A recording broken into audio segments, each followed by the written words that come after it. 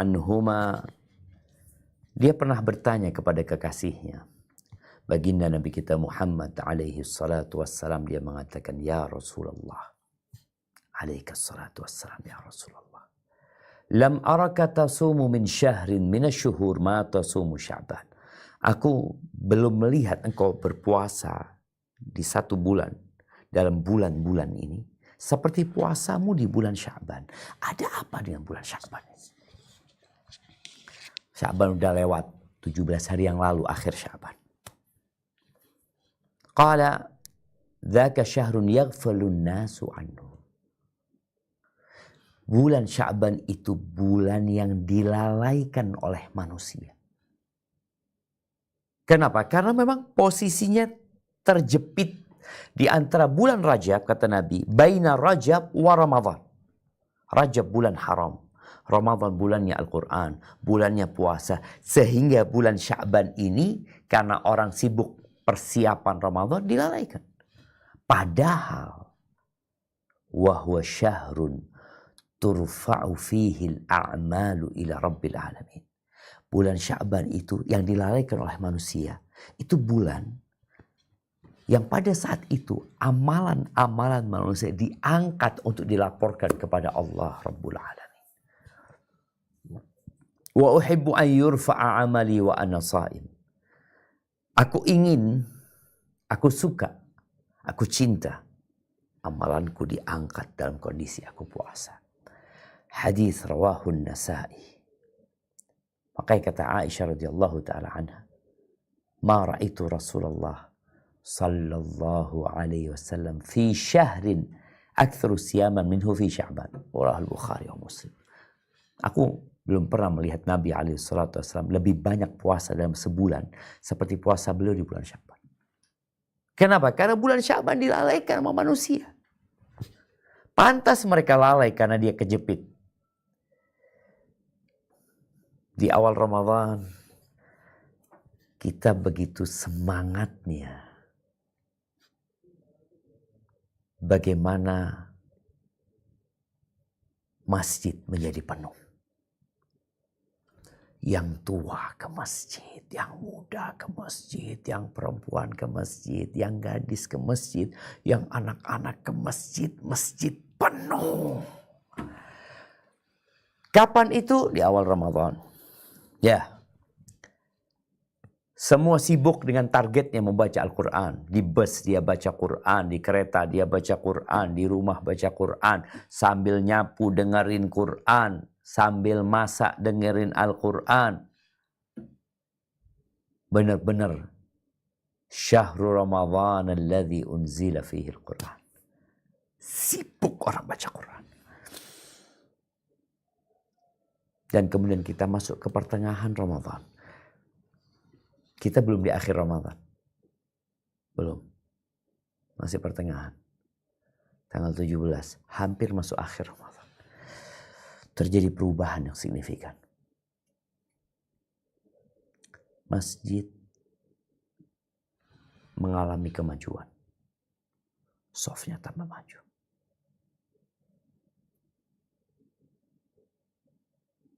Dan sebagian orang sudah mulai berhenti puasa. Ada yang tetap puasa tapi udah loyo, udah lemes, males. Padahal kita mau masuk ke 10 hari terakhir. Itu puncaknya Ramadan. Puncaknya ini di akhir Ramadan. Artinya nggak ada orang lalai seharusnya. Bulan Sya'ban okelah kecepet dia. Ini 10 hari terakhir yang di situ ada satu malam yang lebih baik dari 1000 bulan. 1000 bulan. Pintu surga dibuka, pintu neraka ditutup, setan-setan dibelenggu. Penyeru kepada kebaikan menyeru, ya baghiyal khair, wahai orang yang ingin kebaikan, akbil, ayo kau. Mau kemana engkau? Ayo, ini loh. Pintu surga yang dibuka. Kok kamu masuk surga? Wa ya baghiyal syarr aqsir. Yang mau berbuat jahat, berbuat dosa, berhentilah engkau. Apa nggak cukup 11 bulan kau berbuat dosa? Jadi tema kita ini menarik. Tapi juga lucu. Kok bisa orang lalai di waktu nggak seharusnya lalai? Di waktu yang seharusnya semangat. Bersungguh-sungguh. Kita lihat, benarkah ada kelalaian di masyarakat muslim? Tanda-tanda kelalaian. Yang pertama, malas melakukan ketaatan. Malas baca Quran, malas baca Quran. Sholat tapi malas. Ini pertanda lalai dia. Gimana kalau orang kerja, waktu masuk jam 7, telat 5 menit dipotong gaji 50.000. Dia di rumahnya jam 6:30 berangkat. Padahal dari rumah dia ke tempat kerja 40 menit. Orang akan mengatakan, yang benar engkau. Yang benar engkau. Tapi urusan dunia biasanya nggak lalai manusia. Di dalam Al-Quran Al-Azim, di surat An-Nisa ayat 142, Allah menceritakan tentang orang-orang munafikin. Ini cerita tentang munafikin di masa Nabi SAW. Tapi sepertinya anak keturunan munafikin tetap seperti bapaknya yang munafik. Seperti nenek moyang dia yang munafik. Apa kata Allah? Coba kita baca. A'udzu billahi minasyaitonir rajim. Bismillahirrahmanirrahim. Innal munafiqina yukhadi'una Allah wa huwa khadi'uhum wa idza qamu ila sholati qamu kusala yura'unan nasa wa la yadhkuruna Allah illa qalila. Sesungguhnya orang munafik itu hendak menipu Allah, tetapi Allah lah yang menipu mereka. Apabila mereka berdiri untuk sholat, mereka lakukan dengan malas. Mereka bermaksud riya, ingin dipuji di hadapan manusia, dan mereka tidak mengingat Allah kecuali sedikit sekali. Tuh orang munafik. Sholat tapi malas. Bagaimana kondisi kita? Apakah kita mulai malas untuk sholat? Malas ke masjid? Kalaupun sholat, riya, ingin dilihat orang. Gak enak sama orang gak sholat, akhirnya sholat. Itu orang munafik. Dan sholatnya cepat-cepat, terburu-buru. Wala yadhkuruna Allah illa qalila. Orang malas itu kepingin selesai. Kepingin semuanya cepat selesai. Dia tidak berpikir sempurna. Dia tidak berpikir diterima sang pencipta. Dia berpikir selesai. Dan Nabi SAW menyebutkan, Inna athqala salati alal munafiqin salatul isya'i wa salatul fajr. Sesungguhnya salat yang paling berat buat orang-orang munafik itu salat isya dan salat fajar. Jangan-jangan kita munafik. Ana males Ustaz kalau salat isya. Males kalau salat subuh. Walau ya'lamuna ma fihima la'atauhuma walau habbun. Kalau mereka tahu dengan karunia yang Allah sediakan di dalamnya, pasti mereka akan datang ke masjid melaksanakan sholat subuh dan isya berjamaah walaupun kondisinya merangkak jamaah.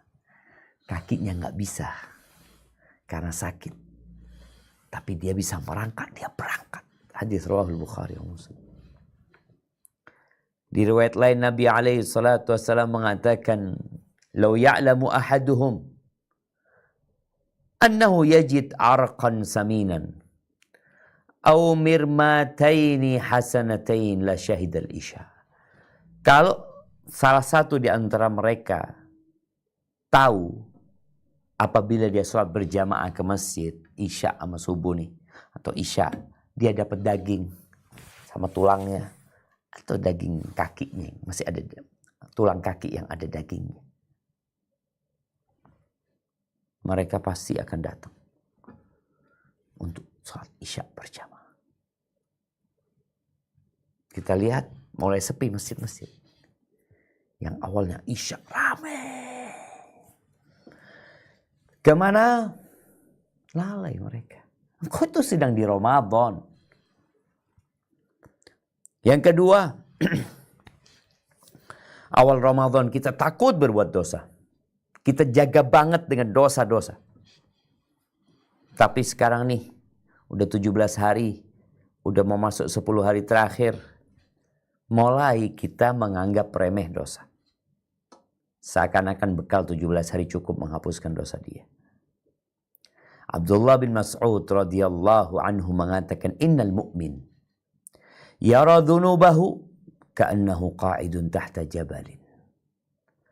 Sesungguhnya orang yang beriman itu memandang dosa-dosa dia seakan-akan dia berada sedang duduk di bawah gunung. Dia takut gunung itu runtuh menimpa dia. Wa innal fajir yara dhunubahu kadhubabin marra ala anfih faqala bi hakadha. Adapun orang fajir, orang jahat nih, dia melihat dosa-dosa dia seperti lalat yang hinggap di hidungnya. Tinggal diginiin terbang dia. Lihat jemaah.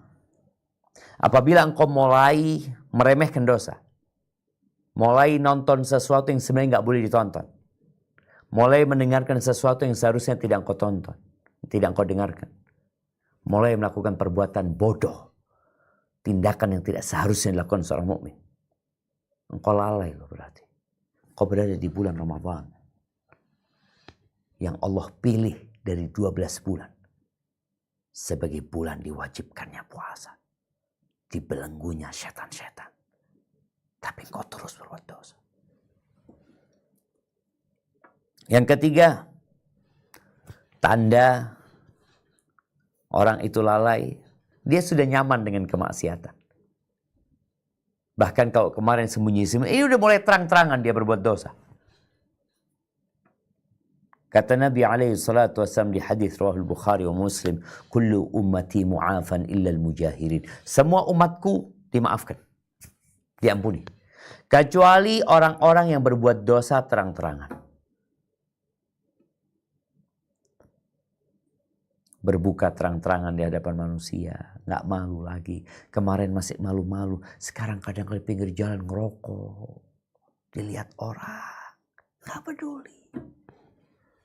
Wa inna minal mujaharati, termasuk berbuat dosa terang-terangan. Ayya'mal ar-rajulu bil-laili amalan, seorang yang berbuat dosa di malam hari, kemudian di pagi harinya Allah tutupin dosa dia, nggak ada yang tahu tentang dosa dia kecuali dia sama Allah Azza wa Jalla. Pagi harinya ketemu sama sahibnya, ngobrol sama kawannya, dia mengatakan, ya fulan, amiltul barihata kadza wa kadza. Tadi malam aku berbuat ini, berbuat itu. Padahal Allah sudah tutupi dosa dia. Dia bongkar. Dia merasa nyaman dengan dosanya. Bukan dia malu, bukan dia bertobat, bukan dia menyesal. Dia sendiri yang membongkar dosa-dosa dia. Itu tanda-tanda kelalaian. Apa penyebabnya? Kenapa sih orang di Ramadan lalai? Apalagi di luar Ramadan. Ya penyebabnya banyak. Di antaranya adalah gak kenal sama Allah Azza wa Jalla. Gak kenal dengan agamanya. Dia tidak tahu dengan tujuan hidupnya. Kenapa engkau hidup? Untuk apa? Kenapa Allah berikan fasilitas kepadamu? Allah berikan kedua mata yang dengannya kau melihat. Kedua telinga yang dengannya kau mendengar. Kaki dengannya kau berjalan. Untuk apa kau diciptakan? Rizki ditetapkan dan ditentukan Allah mengatakan wa ma khalaqtul jinna wal insa illa liya'budun. Tidak aku ciptakan bangsa jin dan manusia kecuali untuk beribadah kepada. Tapi banyak orang lalai. Di bulan Ramadan disuruh puasa nggak puasa. Disuruh sholat malam malas. Ibadahnya pun hanya kebiasaan. Kenapa engkau puasa? Yang lain pada puasa, aku puasa. Maka kelalaian ini buat orang yang berpuasa imanan wahtisaban. Karena iman, dia hamba Allah. Allah mewajibkan puasa atas dirinya. Wahtisaban, dia berharap pahala dan karunia dari Allah Azza wa Jalla. Nggak bakal lalai dia. Kenapa? Dia punya tujuan. Kenapa dia puasa? Tapi ketika orang nggak kenal sama Allah, gimana dia akan berharap pahala? Dia nggak punya ilmu tentang Allah, tentang perbuatan Allah Azza wa Jalla, tentang kewajiban-kewajiban yang Allah wajibkan. Ya gimana dia akan semangat? Allah berfirman di surat Zumar ayat 9. Apa kata Allah? Nah. A'udzu billahi minasy syaithanir rajim. Amman huwa qanitun ana al-laili sajidan wa qa'iman yahdharul akhirata wa yarju rahmata rabbih.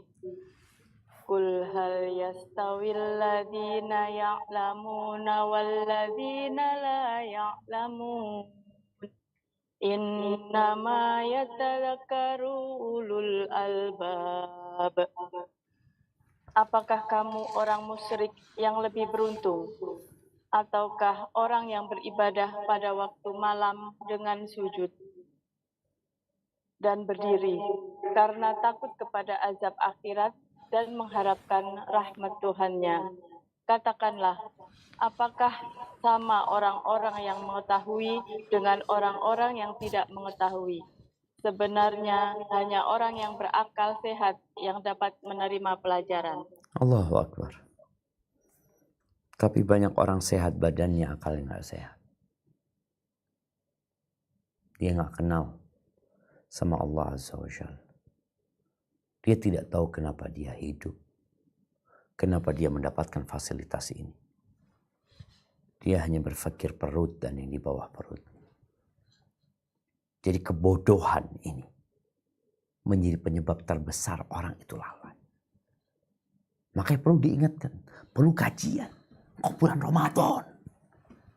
Nih bentar lagi 10 hari terakhir nih. Nabi iktikaf. Bukan lalai ya. Nabi malah meninggalkan kelalaian, meninggalkan semua penyebab-penyebab kelalaian. Beliau iktikaf di rumah Allah, beliau bangunkan istri-istrinya, istri-istrinya pun iktikaf di masjid. Ketika Nabi hidup, setelah Nabi meninggal dunia mereka iktikaf. Kenapa lakukan itu? Supaya tidak lalai. Karena penyebab kelalaian kedua itu adalah cinta dunia. Sibuk mengumpulkan harta, sibuk bermewah-mewahan. Makanya kata Allah, alhaakumut takatsur. Kalian dilalaikan dengan banyak-banyakan harta. Itu yang terjadi dengan manusia. Dia sibuk mencari dunianya. Di saat orang-orang berlomba-lomba untuk akhiratnya. Engkau tidak dilarang bekerja di bulan Ramadan. Nggak boleh kerja. Boleh kerja, silahkan. Tapi jangan lupa. Kerjaanmu untuk dunia itu. Mengumpulkan harta. Jangan sampai membuatmu lupa untuk menjadi insan yang bertakwa. Puasani la'allakum tattaqun. Agar kalian bertakwa kepada Allah Azza wa Jalla. Diajarin engkau itu ketika puasa. Ternyata aku gak makan dari pagi sampai malam kuat. Gak mati aku. Terus kenapa engkau berpikir untuk makan dan makan dan makan? Ahibati fillah. Nabi alaihi salatu wassalam menggambarkan tentang orang yang lalai. Beliau mengatakan innallaha yubghid Sesungguhnya Allah membenci. Siapa yang dibenci? Kulla ja'dharin jawab. Orang yang kasar, kalau ngomong, sombong, ambisius, ngumpulkan harta. Kerjanya teriak-teriak di pasar. Jifatin billail, bangkai di malam hari. Himarun bin nahar. Kalau di malam dia bangkai, tidur. Di siang hari seperti keledai. Tahu keledai? Kerja. Kerja untuk apa? Untuk perutnya, untuk kawin. Dia kerja dan kerja terus. Alim bi amri dunya. Pintar untuk urusan dunia. Pintar orang yang jangan ditanya. Juara 1 dia. Juara 2. Dapat penghargaan. Pintar. Jahil bi amril akhirah. Bodoh urusan akhirat. Ahibati fillah. Kalau kita tahu dengan keraguan yang sebenarnya, dengan kerugian yang sebenarnya, maka orang akan menghitung. Jangan sampai aku rugi. Itu orang cerdas. Allah menyebutkan di surat Al-Anbiya ayat 1, 2, dan 3. Tentang, ini cerita 14 abad yang lalu ya. Tentang orang-orang yang lalai tentang akhirat dia. Nggak ada persiapan untuk akhiratnya. Apa kata Allah? Coba kita baca. Surat Al-Anbiya ayat 1 sampai 3. A'udzu billahi minasyaitonir rajim. Bismillahirrahmanirrahim. Iqtaraba linnasi hisabuhum wa hum fi ghaflatin mu'ridun. Ma ya'tihim min dzikrim min rabbihim muhtatin ilastama'u. Apaan?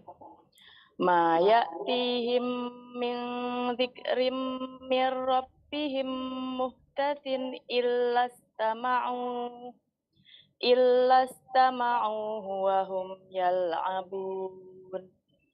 Lahiyatan qulubuhum wa asarrun najwa alladhina zalamu hal hadha illa basyarum mithlukum afata'tuna sihra wa antum tubsirun.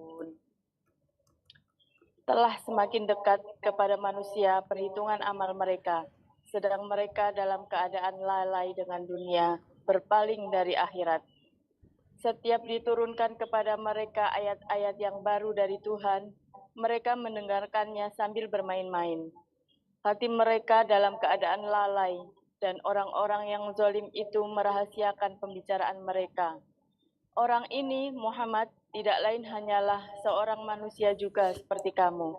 Apakah kamu menerimanya, sihir itu, padahal kamu menyaksikannya? Barakallahu fikum. Kita lihat jemaah, ini 14 abad yang lalu. Nabi menceritakan tentang orang-orang yang lalai. Yang berpaling dari akhirat. Sibuk dengan dunianya. Dibacakan Quran, ya dengar tapi sambil bermain-main. Hati mereka lalai. Ajib. Kenapa? Karena dunia. Disebabkan anak, pekerjaan, harta. Ini Ramadan loh. Kita bicara Ramadan. Ini kita bicara bulan yang penuh dengan berkah. Engkau lalai. Allah buka pintu surga, engkau ketuk pintu neraka. Allah ajak kepada kebaikan, engkau berpaling menuju kepada keburukan. Allah ajak kepada pembebasan dari api neraka, dia minta divonis masuk neraka. Makanya Nabi SAW ketika menyebutkan tentang orang-orang yang merugi di bulan Ramadan ini. Syaqiyun abdun. Menderita melarat seorang hamba. Adraka Ramadan. Thumman salakha minhum falam yughfar lahu. Dia hidup di bulan Ramadan. Dapat tuh bulan Ramadan. Masya Allah. Hidup bersama umat Islam di bulan Ramadan. Umat Islam melaksanakan sholat tarawih, umat Islam berpuasa. Tapi dia enggak. Selesai Ramadan, enggak diampuni dosa-dosa dia. Kenapa? Dia lalai.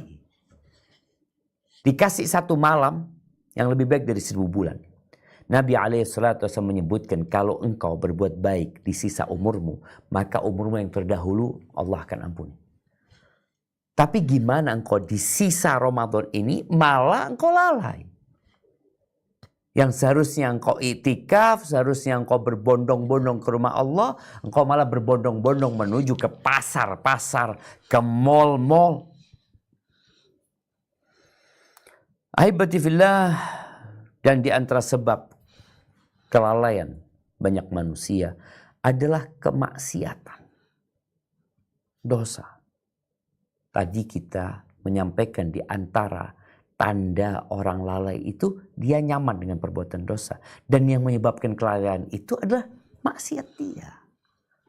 Maka kita disuruh tobat. Kemaksiatan itu, dosa itu akan menyisakan nokta hitam di hati. Satu dosa. Dua dosa, tiga, 4. Kemudian jadi menutup hati. Dan orang kalau sudah ketutup hatinya, ya, sejuta kiai engkau datangkan, sejuta kajian engkau kirimkan, udah ketutup seperti gelas yang terbalik. Engkau siramin air, engkau kasih nasi apa, nggak ada yang masuk. Dia harus dibalik dulu. Dan Allah menyebutkan di surat Al-Mutaffifin ayat 14. Apa kata Allah Azza wa Jalla?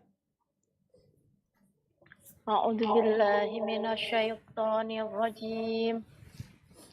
Kalla bal rana ala qulubihim ma kanu yaksibun.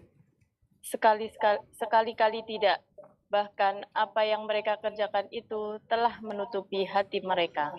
Nah, ketutup hati mereka. Mereka lupa dengan hakikat kehidupan ini. Mereka lupa kenapa diciptakan. Karena hatinya ketutup dengan dosa-dosa. Kemudian yang keempat yang menyebabkan orang lalai di bulan Ramadan ini, salah berkawan. Salah berkawan dia. Ketika dia berkawan dengan para pemburu tarawih paling cepat. Kawannya ini pemburu tarawih paling cepat. Mungkinkah dia akan dibawa ke tempat tarawih yang panjang? Enggak. Dia ingin tarawih yang hari ini umpamanya setengah jam, besok cari yang 25 menit. Padahal Allah sedang berbagi pahala di sini. Dia mau meninggalkan pahala. Baca satu huruf 10 kebaikan. Alif lam mim kita dapat 30 kebaikan. Dia nggak mau. Apa penyebabnya? Ya kawan-kawan dia. Maka kita perlu berhati-hati. Sisa Ramadan ini, kalau engkau perlu ganti sahabat, ganti sahabat. Perlu ganti kawan, ganti kawan. Oh, anak gak enak sama dia ini. Dia gak pernah gak enak ngajak engkau berbuat maksiat. Dia gak pernah gak enak ngajak engkau meninggalkan ketaatan kepada Allah Azza wa Jalla. Sekarang engkau meninggalkan dia menuju kepada Allah, kau malah katakan gak enak. Ahibati fillah, terus apa obatnya? Kita udah tahu semangat ke pasar, semangat belanja, ibadah malas. Maka obatnya yang pertama adalah memperbanyak zikrullah tabaraka wa ta'ala. Apa kata Allah di surat Al-A'raf ayat 205. Nah, Al-A'raf ayat 205.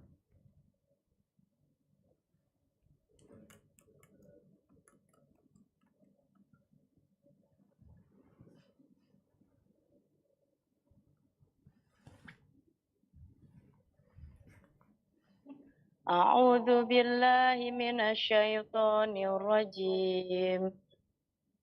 واذكر ربك في نفسك تضرعا وخيفة ودون الجهر من القول بالغدو والآصال ولا تكن من الغافلين. Dan ingatlah Tuhanmu dalam hatimu dengan rendah hati dan rasa takut, dan dengan tidak mengeraskan suara pada waktu pagi dan petang. Dan janganlah kamu termasuk orang-orang yang lengah. Naam. Kita lihat Allah perintahkan kepada kita untuk terus berzikir pagi dan petang.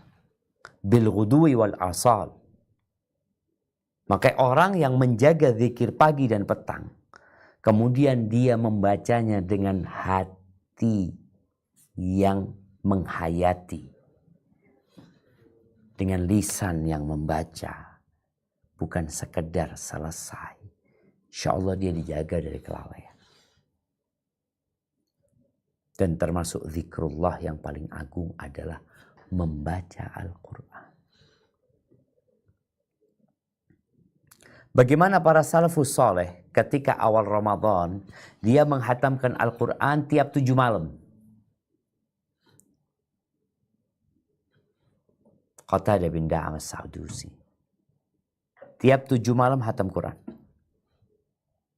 7 malam hatam Quran. Iya. Ada yang tiap 3 malam. 3 malam hatam Quran. 3 malam hatam Quran. Masuk 10 hari terakhir tiap malam hatam Quran. Subhanallah jemaah. Kenapa? Karena mereka selalu mengingat Allah. Memperbanyak zikir. Engkau duduklah baca subhanallah, subhanallah, subhanallah, subhanallah, subhanallah.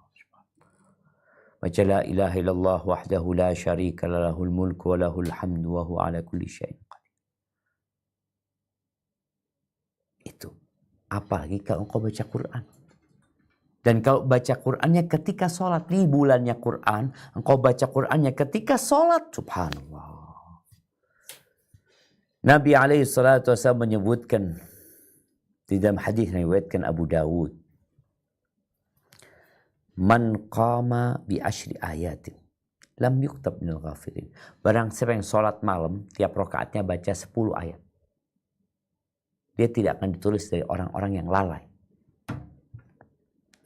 Wa man qama bi mi'ati ayah kutiba minal qanitin. Barang siapa yang ketika sholat membaca 100 ayat, maka dia akan dicap termasuk orang-orang yang patuh.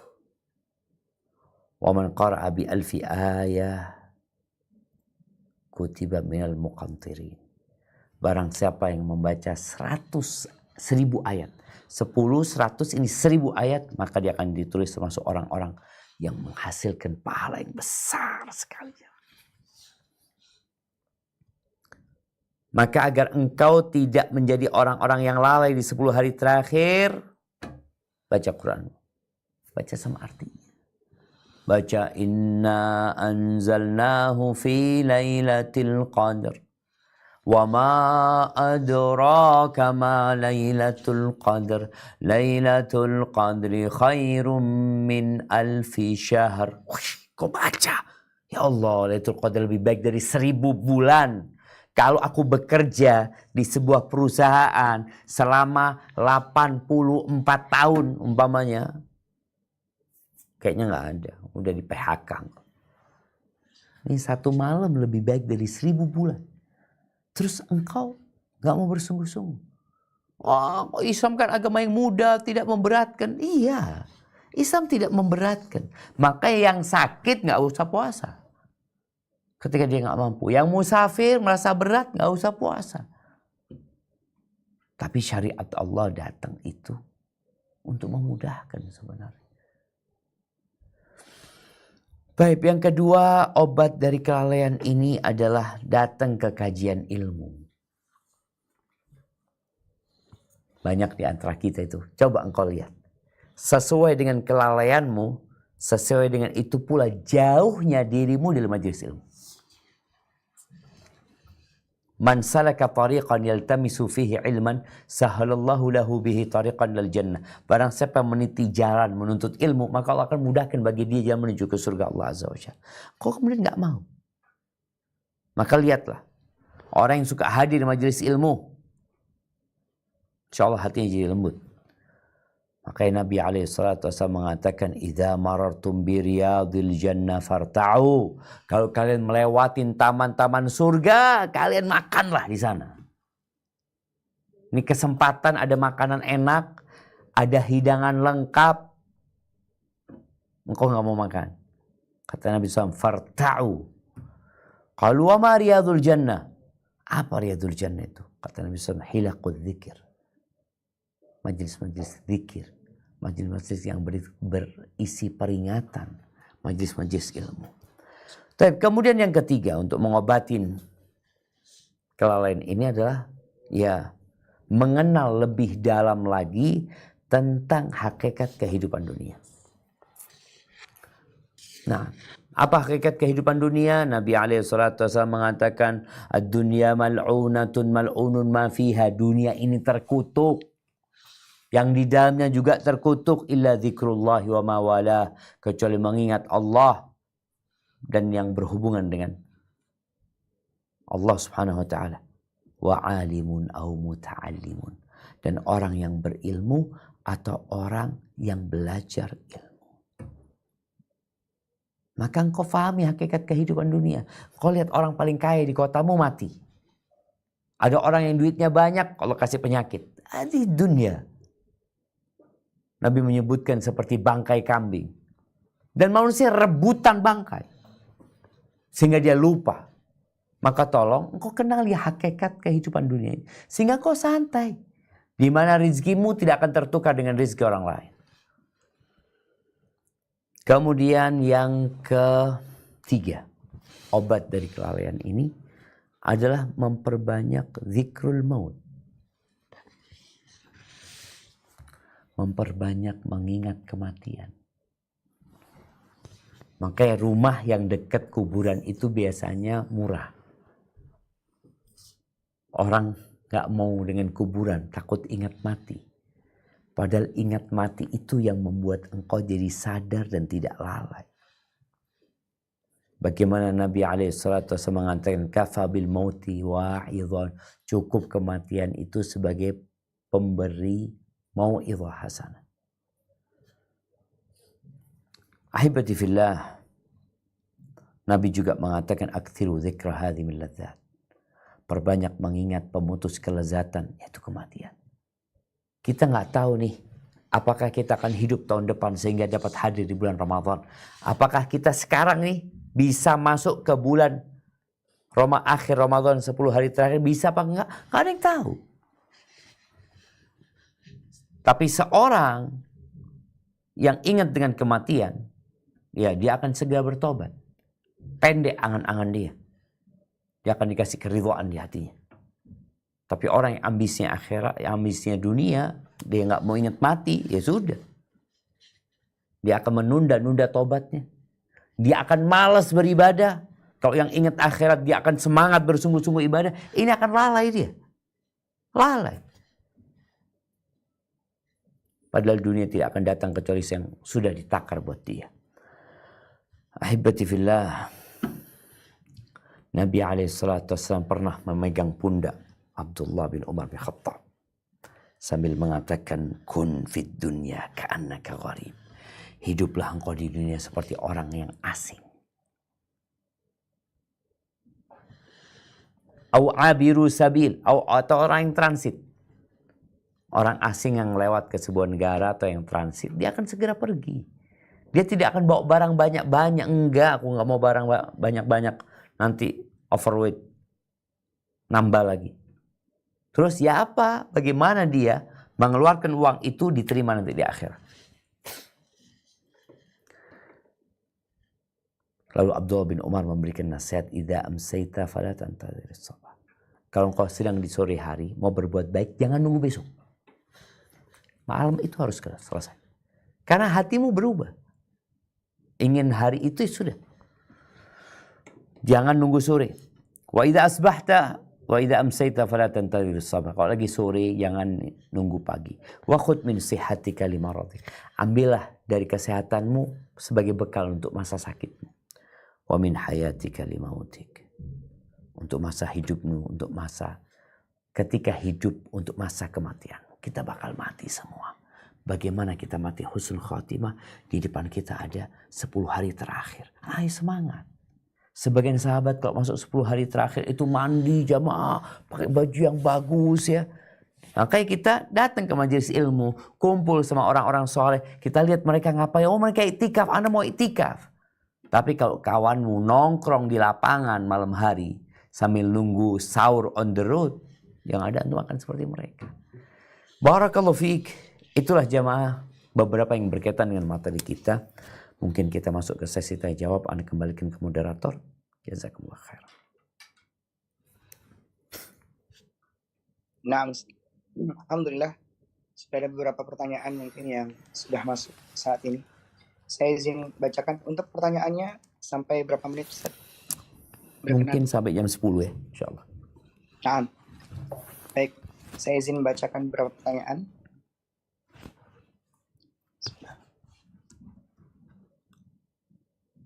Bismillahirrahmanirrahim. Pertanyaan pertama. Ada dua pertanyaan Ustaz. Satu, amalan-amalan kita selama di dunia akan diperlihatkan di yaumil akhir nanti.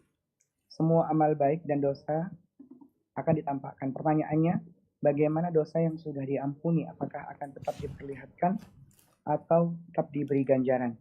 Kemudian yang kedua, amalan utama apa yang bisa kita lakukan yang paling afdal saat dilakukan saat kita melakukan iktikaf?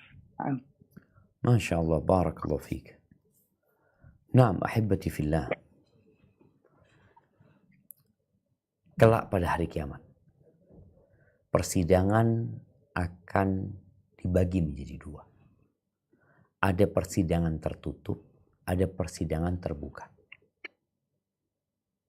Orang yang berbuat dosa sembunyi-sembunyi dan dia takut kepada Allah, boleh jadi sidangnya tertutup. Orang yang terang-terangan berbuat dosa, atau orang yang pura-pura baik di hadapan manusia, boleh jadi sidangnya terbuka. Sehingga orang semua ngelihat. Bagaimana dengan orang yang berbuat dosa kemudian bertobat? Engkau tahu dari mana tobatmu diterima? Kalau tobatnya diterima berarti di catatannya udah dihapus. Udah dihapus. Bahkan kata Allah, illa man taba wa amana wa amila amalan salihan fa ulaika yubaddilullahu sayyiatihim hasanat. Allah sebutkan tentang orang-orang yang bertobat dari berbuat dosa, kemudian dia beriman, dia beramal soleh, maka nih orang dosa-dosa yang dia lakukan, kesalahan-kesalahan yang dia perbuat, itu Allah rubah jadi kebaikan di catatan dia.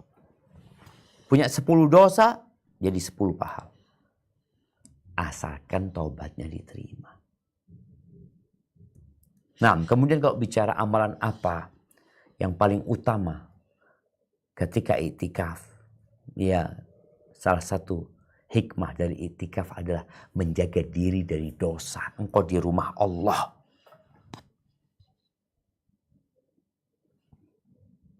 Jaga dirimu dari perbuatan dosa.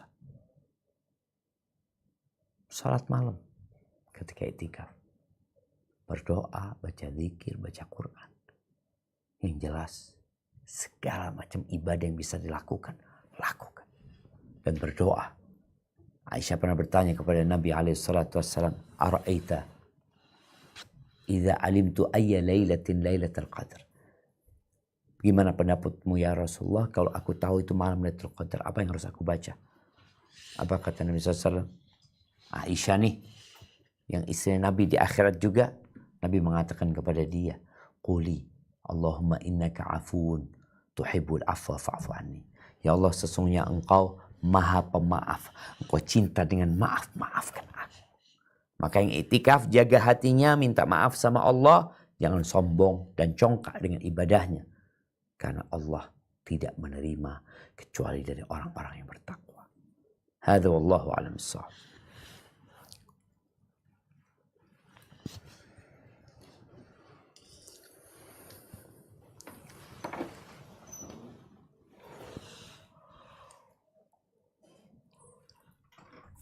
Naam, tafadhal. Untuk pertanyaan selanjutnya. Nah, Afwan Ustaz. Tertutup. Ke-mute sama ke ini. Nah, saya bacakan pertanyaan berikutnya Ustaz. Apa yang harus dilakukan ketika kita menyadari kelalaian-kelalaian yang Allah tampakkan pada diri kita? Bagaimana solusinya ketika demikian dan kiat-kiat untuk menjauhinya? Nah, Ustaz. Barakallahu fiik. Naam, tadi udah disebutkan beberapa obat dari kelalaian. Yang pertama adalah yang memperbanyak zikrullah tabaraka ta'ala.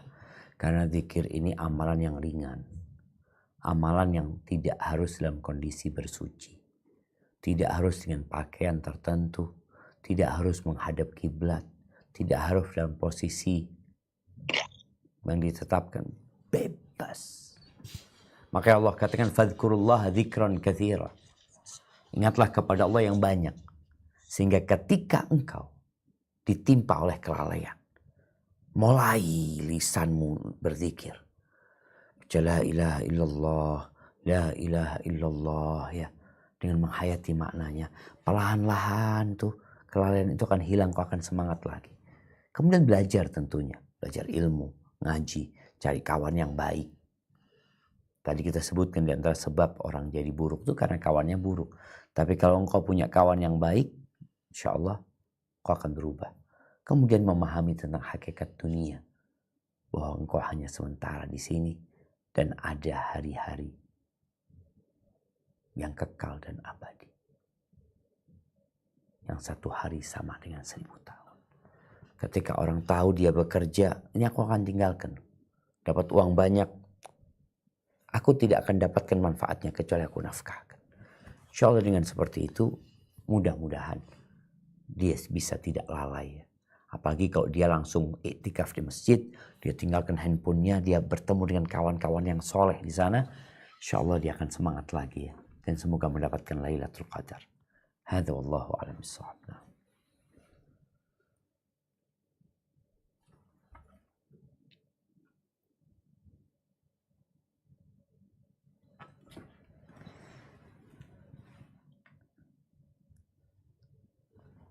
نعم تفضل.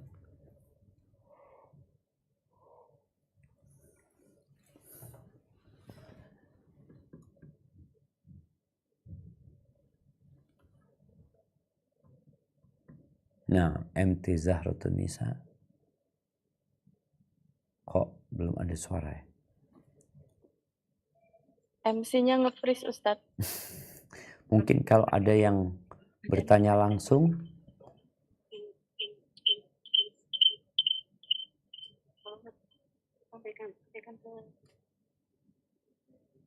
Tafadhal. Afwan Ustadz, mungkin langsung doa penutup Ustadz. Afwan. Selesai. Ini nge-freeze. Enggak, pertanyaan mungkin bisa pertanyaan langsung. Afwan. Nah. Assalamualaikum Ustadz. Waalaikumsalam warahmatullahi wabarakatuh. Pada saat 10 hari terakhir, suami qadarullah ada dinas luar kota. Jadi saya tidak bisa iktikaf di masjid. Apakah tetap mendapatkan keutamaan pahala iktikaf meskipun dilakukan di rumah? Jazakumullah khairan katsir. Masya Allah. Barakallahu fiik. Iya, ahibati fillah. Yang namanya iktikaf itu seharusnya di masjid. Allah mengatakan wa antum akifuna fil masajid. Rasulullah SAW iktikaf di masjid dan istri-istri beliau iktikaf di masjid. Ketika Nabi hidup, istri-istri Nabi SAW iktikaf di masjid. Setelah Nabi meninggal dunia, istri-istri Nabi iktikaf di masjid lagi. Ini menunjukkan bahwasanya iktikaf memang di masjid. Tapi ketika seorang safar, perjalanan keluar kota, kalau dia nggak safar, dia iktikaf di masjid, insya Allah dia tetap dapat pahala tersebut. Dan sebagian ulama memang berpendapat wanita itu mungkin lebih baiknya iktikaf di masjid rumahnya, di musola rumahnya. Itu pendapat dari Hanafiyah. Iktikaf di rumahnya, tapi dia nggak keluar dari rumah. Full dia di situ beribadah. Masuk sebelum matahari terbenam. Kalau full 10 hari atau 9 hari, berarti dia masuknya malam 21, keluarnya malam takbiran. Itu yang iktikaf full. Tapi yang iktikaf mungkin iktikaf kalong kata orang-orang sekarang, iktikaf berangkat malam, pagi pulang. Nggak apa-apa. Tapi kalau iktikaf yang sempurna seperti yang dilakukan Nabi SAW. Tapi iktikaf boleh aja karena iktikaf itu sunnah ya. Dan mendapatkan Lailatul Qadar nggak harus iktikaf. Tapi bagaimana di malam-malam itu kita mencari Lailatul Qadar dengan sholat, dengan baca Quran, dengan berzikir, dengan berdoa, dengan beristighfar, dengan bertasbih memuji Allah Azza wa Jalla di malam itu. Karena memang Lailatul Qadar itu malam harinya ya. Seperti itu. Wallahu a'lam bishawab. Nah. Nah, Ustaz, kepada Ummahat mungkin jika ada yang ingin bertanya langsung bisa raise hand. Ya. Assalamualaikum warahmatullahi wabarakatuh, Pak Ustaz. Waalaikumsalam warahmatullahi wabarakatuh. Ahlan wa Saya sahlan, tafadhal. izin bertanya Pak Ustaz. Kan saya tuh ada beberapa grup ya yang mengadakan seperti 10 malam terakhir secara online. Nah, di situ isinya memang ada bagusnya juga Pak Ustaz. Jadi kita baca Quran bersama-sama, berdoa. Sesudah itu kita kajian sampai jam sahur. Nah, itu apakah termasuk itikaf Pak Ustaz secara online? Tapi kan nggak ada hadisnya Pak Ustaz kalau itikaf secara online. Nah, yang kedua saya izin bertanya Pak Ustaz. Kalau misalnya kita sudah hatam dua kali, nah saya ada dosanya juga Pak Ustaz. Saya merasakan sendiri saya dosa. Jadi saya sudah hatam 2 kali. Nah, sampai sekarang saya belum baca lagi. Apakah itu termasuk berdosa Pak Ustaz? Masya Allah, barakallahu fikum. Iya, ahibati fillah. Kau tadi punya grup ya, grup yang tujuannya saling mengingatkan. Umpamanya ngaji, tadarus ya. Di situ ada yang baca, ada yang menyimak. Kemudian mungkin tadi ada yang berdoa. Kemudian juga nanti ada kajiannya sampai waktu sahur. Ya tidak disebut iktikaf ya. Karena iktikaf itu berdiam diri di masjid. Tapi mudah-mudahan tadi ketika kelompok itu memang tujuannya ya mengingatkan orang-orang teman-teman untuk di 10 malam terakhir itu mereka benar-benar fokus ibadah. Soalnya kalau dia sendirian mungkin di rumahnya nggak ada yang mengingatkan, dia nggak beribadah. Semoga itu menjadi sarana untuk saling mengingatkan dan untuk saling menguatkan. Lalu kalau bicara orang yang sudah hatam 2 kali, kemudian dia berhenti. Aku sudah 2 kali. Al-Imam Syafi'i disebutkan beliau hatam 60 kali di bulan Ramadan. Kemudian puncak dari bulan Ramadan itu adalah 10 hari terakhir. Jangan sampai kita di 20 hari sibuk beribadah, 10 hari kita santai. Padahal sebenarnya yang namanya kuda pacu semakin mendekat ke garis finish itu semakin dikencengin. Makanya Nabi SAW di 10 hari terakhir, kata Aisyah radhiyallahu taala anhu, ahya lailahu, beliau menghidupkan malamnya, wa aiqadha ahlahu, keluarganya dibangunkan, wa jadda, beliau sungguh-sungguh lagi beribadah, wa syaddal mi'zar, sarungnya dikencengin sama Nabi SAW, tinggalkan istri-istri. Fokus ibadah. Jadi kalau orang tadi sudah pernah hatam, sudah selesai hatam, sudah anak pernah hatam kemarin, terus berhenti nggak mau hatam lagi. Lu seharusnya kau bersungguh-sungguh. Belum selesai Ramadan. Jamaah rahimakumullah. Coba dibaca di dalam hadis Nabi SAW. Atau dicari di kisah para sahabat Nabi. Apa sih persiapan para sahabat untuk Idul Fitri? Persiapan mereka biasanya adalah zakatul fitr. Mereka tidak mempersiapkan baju baru, makanan ini, kue-kue ini. Yang mereka persiapkan adalah Lailatul Qadar. 10 hari terakhir. Kenapa? Karena Idul Fitri pasti datang kalau orang itu masih hidup. Ramadan cuma 1 bulan. Jadi nggak perlu persiapan Idul Fitri. Dan ini yang mungkin perlu diperbaiki di masyarakat ya. Bahwasanya Idul Fitri pasti datang. Buat orang yang puasa datang tuh Idul Fitri. Bagaimana engkau sekarang memaksimalkan persiapan Idul Fitri dengan 10 hari terakhir dipenuhin ibadah. Jadi ketika masuk malam Idul Fitri, engkau benar-benar istirahat. Ya Allah, alhamdulillah. Selesai Allah, Rabbana taqabbal minna innaka antas samiul alim. Karena orang yang puasa itu punya dua kegembiraan. Farhatun inda fitrih, kegembiraan ketika dia berbuka. Mau dia berbuka pakai lontong sayur, mau dia berbuka pakai tempe goreng, mau dia berbuka pakai kurma, dia akan gembira. Otomatis gembira buat orang yang puasa. Dan kegembiraan yang kedua adalah kegembiraan ketika berjumpa dengan Tuhan. Hadza wallahu a'lam bissawab. Nah, Ustaz. Kami buka satu lagi pertanyaan untuk yang bisa berinteraksi dengan Ustadz. Tafadhol, Umahat, jika ingin ada yang bertanya langsung. Jika tidak ada, saya bacakan dari kolom chat. Bismillah, izin bertanya Ustadz. Nah. Bagaimana dengan pekerja yang dalam 1 minggu, 2 hari di dalamnya, dia harus PP luar kota, Malang, Bali, secara rutin? Apakah termasuk dalam kategori musafir dan diperbolehkan tidak berpuasa? Nah. Masya Allah, barakallahu fiik. Naam, ahibati fillah. Buat orang yang kerjanya sebagai supir, dia menetap di Jember umpamanya, atau dia menetap di Malang. Kemudian dia harus bekerja, bawa barang ke Bali, kemudian dia balik lagi.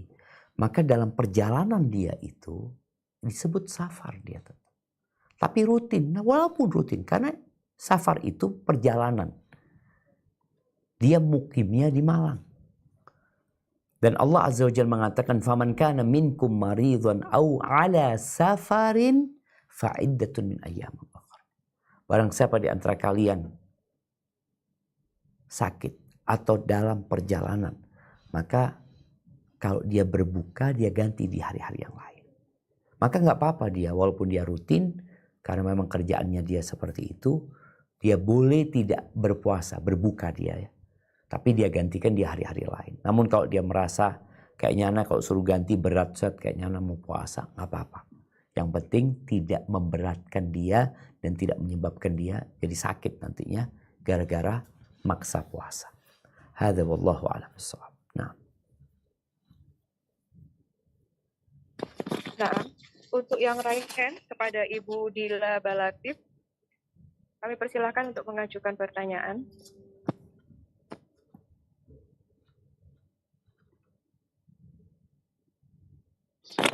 Assalamualaikum Ustaz. Waalaikumsalam warahmatullahi wabarakatuh. Ahlan wa sahlan. Naam, tafadhali. Ustaz, Ana punya 3 anak balita, yang 2 diantaranya itu sedang mulai belajar tilawah Quran. Biasanya Ana nemenin mereka tilawah. Untuk 10 hari terakhir ini lebih baik Ana fokus di tilawah sendiri atau tetap menemani mereka, Ustaz? Jazakallahu khairan. Masya Allah, barakallahu fiikum. Ya, kalau kita melihat ya, ada banyak amalan kebajikan yang diperintahkan oleh Allah Azza wa Jalla. Namun Rasulullah SAW di 10 hari terakhir, beliau lebih memilih untuk ibadah pribadi beliau. Ibadah pribadi. Ngajar, atau mungkin mengunjungi orang yang sakit. Kita tahu pahalanya besar. Mengantarkan jenazah, pahalanya besar seperti qirat. Tapi Nabi tinggalkan semua, beliau fokus iktikaf. Karena itu hanya 10 hari. Maka kalau dikatakan mana yang lebih utama sekarang sebagai seorang ibu? Menemani anaknya tilawah atau dia fokus dengan dirinya? Sebenarnya kalau dia menemani anaknya tilawah, dia tetap tilawatul Quran. Dia tetap membaca Al-Quran. Tapi kalau dia memang waktunya mau dihabiskan untuk mendekatkan diri kepada Allah, artinya untuk anak-anak ini ditunda nanti setelah Id, mungkin nggak ada masalah. Tapi kalau ternyata dia nggak ngajarin anaknya tilawah, tapi dia sibuk dengan handphonenya, ya ahsan dia ngajarin anaknya tilawah. Tapi orang yang fokus seperti tadi, orang yang iktikaf, udah dia nggak keluar rumah memang dia. Dia nggak kemana-mana, dia di rumah Allah Azza wa Jalla. Maka di situ dia fokus dengan ibadah pribadi dia. Tapi kalau di rumah umpamanya dia masih ada kegiatan lain, Anda rasa kegiatan ngajarin anaknya ngaji tetap sebuah fadilah, dan dia akan mendapatkan karunia-Nya nanti di sisi Allah Azza wa Jalla. Hadza wallahu a'lam bissawab. Nah, Ustadz, untuk pertanyaan yang raise hand masih ada, dipersilakan kepada Ibu Titi dari Bekasi. Assalamualaikum Ustadz. Waalaikumsalam warahmatullahi wabarakatuh. Izin saya bertanya, untuk menghadapi 10 hari terakhir bekal buat di malam terakhir Ramadan, kita kan dianjurkan membaca 100 ayat Al-Quran pada malam hari. Tapi jika dibacanya tidak sekaligus, mungkin bertahap, tapi tetap dilakukan pada malam hari, apakah pahalanya juga sama Ustadz, mendapatkan pahala seperti sholat sepanjang malam Ustadz? Masya Allah, barakallahu fiik. Ustadz. Iya. Jadi kalau yang tadi kita baca hadisnya ya, barang siapa yang membaca Al-Quran, yang sholat malam, membaca 10 ayat, kemudian yang membaca 100 ayat, yang membaca 1000 ayat.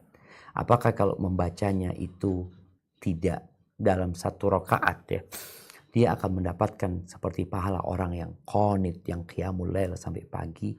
Wallahu a'lam bishawab. Tapi yang jelas ada banyak fadilah jemaah. Kalau kita lihat ya, fadilah orang yang sholat isya dan subuh berjamaah itu seperti sholat semalam suntuk. Ini buat laki-laki tentunya, karena mereka yang diperintahkan berjamaah. Kemudian ada dua fadilah yang kedua, orang yang sholat tarawih bersama imam sampai imamnya pulang, dia akan dapat pahala seperti qiyamul lail, full sampai pagi. Maka kalau dikatakan apakah orang tadi yang membaca, dia baca 100 ayat tapi bacanya enggak satu rakaat ya umpamanya, apakah dia akan mendapatkan fadilah qiyamul lail semalam suntuk? Ya semoga ya, Allah itu karunia yang sangat besar sekali. Tapi yang lebih utama adalah bagaimana engkau bacanya, ya 100 ayat, 1 rakaat. Tapi kalau enggak engkau baca 100 ayat umpamanya di 8 rakaat. 1 rakaat berarti 10 sampai 80. Mungkin tambah 2 rakaat, 10 rakaat. Jadi 100 ayat. Semoga engkau mendapatkan karunia tetap dari Allah Azza wa Jalla. Hadza wallahu a'lam bishawab. Nah. Masih ada satu lagi yang raise hand, Ustadz. Tafadhalina. Kepada Uhti Ariana Usman, tafadhali untuk menyampaikan pertanyaan kepada Ustadz Syafiq. Nah. Baik, Assalamualaikum warahmatullahi wabarakatuh. Waalaikumsalam warahmatullahi wabarakatuh. Ahlan wa sahlan. Pertanyaan saya seperti ini Ustadz, bagaimana hukumnya jika laki-laki yang mencari nafkah tapi tidak sanggup puasa karena kerjanya termasuk pekerjaan berat, tapi ini tidak termasuk safar? Terima kasih. Masya Allah, barakallahu fikum. Ahibati fillah. Banyak orang di siang hari bulan Ramadan tidak puasa karena merasa kerjaannya berat. Padahal itu bukan uzur untuk meninggalkan puasa. Uzur yang diperbolehkan orang nggak puasa adalah ketika safar atau sakit. Bagaimana orang ini tetap puasa, niat dia puasa. Jangan sampai dia dari malam sudah nggak mau puasa. Kerjaanku berat, banyak tukang-tukang memang nggak puasa. Sampai kita lihat ya, di beberapa, di sinilah, di tempat ini. Ada banyak perumahan yang lagi dibangun ya. Ngomong mereka. Nih Ustaz, semuanya Ustaz, gak ada yang puasa kecuali fulan. Ada yang fulan kurus, puasa dia. Yang kuat-kuat gak puasa. Jadi kembali kepada niat. Tapi ketika orang ini sudah niat berpuasa, kemudian dia berpuasa, dia bekerja, tapi ternyata dia dehidrasi. Ya, ini mulai sakit dia sudah. Kalau dia nggak minum, dia akan tumbang. Umpamanya, di sini dia jadinya sakit. Maka dia ketika itu boleh berbuka. Tapi kalau dia dari sejak malam sudah memang nggak niat puasa, alasan berat kerjaan, loh puasa dulu engkau. Engkau bersahur yang banyak. Sahur itu berkah. Ketika orang tahu dengan kerjaannya yang banyak, maka dia sahurnya yang benar umpamanya. Sahur yang benar, makan ini. Insya Allah cukup ya. Ketika dia bekerja juga dia berusaha untuk menghindari matahari, ketika ada waktu istirahat. Namun ada orang yang memang nggak puasa. Maka ini yang bermasalah. Dia nggak punya niat di malam hari untuk puasa. Bahkan ketika dia bekerja, sudah puasa nih. Di tengah-tengah puasa, dia niat untuk tidak puasa.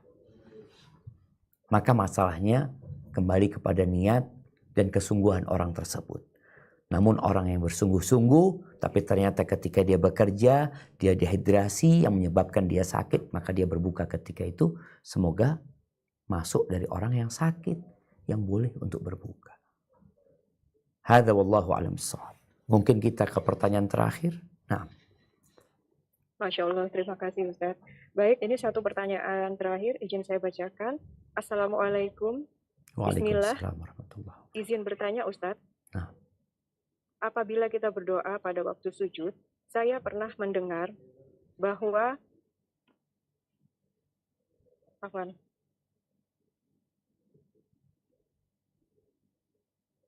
tidak boleh membaca surat dalam Al-Quran. Sedangkan apabila membaca doa memohon diberikan keluarga yang baik, itu bacaannya dari Al-Quran, surat Al-Furqan. Bagaimana dengan kondisi itu? Apakah boleh dibaca Ustaz? Jazakallah khair. Barakallahu fikum. Wa fiik wa barak. Nah, mahibati fillah, Ramadan ini bulan berdoa, bulan memohon kepada Allah. Orang yang puasa punya doa mustajab. Maka selalu berdoa memohon kepada Allah. Kalau engkau sedang malas, gak mampu untuk beramal, baca Allahumma inni ala dzikrika wa syukrika wa husni ibadatik. Baca la haula wa la quwata illa billah. Bagaimana dengan doa ketika sholat? Di waktu sholat itu ada tempat-tempat mustajab, ketika sujud, ketika sebelum salam. Ketika sujud ada larangan membaca Al-Quran. Nuhitu an aqra al-Quran wa ana sajid. Nabi SAW mengatakan, aku dilarang membaca Quran dalam kondisi sujud, dilarang. Quran itu dibaca ketika berdiri, bukan ketika sujud. Bagaimana kalau orang itu sujud? Baca doa dari Al-Quran. Apabila dia membaca doa itu dengan niatan membaca doa, bukan membaca Quran, maka boleh. Loh, gimana? Masalahnya yang tidak boleh ketika dia baca doa itu dengan niatan baca Quran. Yang baca Quran itu satu huruf dapat 10 kebaikan. Baca Rabbana hablana min azwajina, sekalian anak dapat pahala tiap huruf 10 kebaikan. Nggak boleh. Niatnya itu berasal dari Al-Quran. Baca Rabbi habli minas salihin, ya. Jadi memang dia sedang memohon kepada Allah Azza wa Jalla, bukan sedang membaca Al-Quran. Tapi apabila dia niatkan membaca Al-Quran, maka nggak boleh. Kayak tadi, oh ini di surat ini, dia baca di surat Al-Furqan nih, dia baca Rabbana hablana. Kalau tujuannya membaca surat Al-Furqan nggak boleh. Tapi kalau tujuannya membaca doa permohonan kepada Allah, maka tidak mengapa. Karena dia sedang berdoa memohon kepada Allah Azza wa Jalla. Seperti orang yang junub itu nggak boleh baca Quran. Ketika orang junub itu makan, baca bismillah, kalau dia niatkan bismillah dalam Al-Quran, maka nggak boleh. Tapi bismillahirrahmanirrahim sebagai bacaan mau makan, doa, maka nggak apa-apa. Maka yang tidak diperbolehkan adalah meniatkannya membaca Al-Quran. Barakallahu fiik, itu mungkin yang dapat Ana sampaikan pada kesempatan kali ini. Semoga kita tidak menjadi orang-orang yang lalai. Harapannya para emak-emak ini yang semangat ngaji, mengingatkan suaminya, mengingatkan keluarganya, mengingatkan anak-anaknya, membangunkan nanti, pembantunya pun dibangunkan untuk sholat malam ketika 10 hari terakhir, sebagaimana yang dilakukan oleh para sahabat pada saat itu. Kurang lebihnya mohon maaf, Anda kembalikan ke moderator. Jazakumullah khairan. Anda mohon undur diri. Dan kita berdoa memohon kepada Allah Azza wa Jalla jamaah. Doa yang biasa dibaca Nabi SAW bersama sahabatnya. Beliau membaca, Allahumma qsim lana min khasyatik ma tahulu bihi bainana wa baina ma'asik. Ya Allah, bagikan buat kami rasa takut kepadamu yang dengannya Engkau menghalangi kami dari kemaksiatan. Wa min ta'atika ma tuballighuna bihi jannatak. Dan bagikan buat kami ketaatan kepadamu yang dengannya Engkau menyampaikan kami ke surgamu. Wa minal yaqini ma tuhawwinu bihi alaina masaibad dunya. Dan bagikan kepada kami rasa yakin yang dengannya musibah-musibah dunia menjadi ringan buat kami. Wa matti'na bi asma'ina wa absarina wa quwwatina ma ahyaitana waj'alhu al-waritha minna. Ya Allah, jadikan kami bisa menikmati pendengaran kami, penglihatan kami, kekuatan kami selama kami hidup. Dan jadikan itu pewaris kami. Waj'al tha'rana ala man zalamana. Dan jadikan balas dendam kami buat orang-orang yang menzalimi kami. Wansurna ala man adana. Dan tolonglah kami menghadapi orang-orang yang memusuhi kami. Wala taj'al musibatana fi dinina. Jangan jadikan musibah itu menimpa agama kami. Wala mablagha ilmina. Wala taj'alid dunya akbara hammina. Wala mablagha ilmina. Dan jangan jadikan dunia itu sebagai ambisi kami yang paling tinggi, sebagai tujuan ilmu kami. Wala tusallit alaina man la yarhamuna. Dan jangan jadikan penguasa kami orang-orang yang tidak mengasihi kami. Allahumma munzilal kitab, mujriyas sahab, hazimal ahzab, ihzim a'da'aka a'da'ad din. Allahumma ansur ikhwan mustad'afina fi Gaza. Allahumma ansurhum ya rabbal alamin. Allahumma innaka afuun tuhibbul afwa fa'fu anna. Allahumma taqabbal minna innaka antas sami'ul alim. Wa tub alaina innaka antat tawwabur rahim. Subhana rabbika rabbil izzati amma yasifun. Wa salamun alal mursalin. Walhamdulillahi rabbil alamin. Wassalamualaikum warahmatullahi wabarakatuh.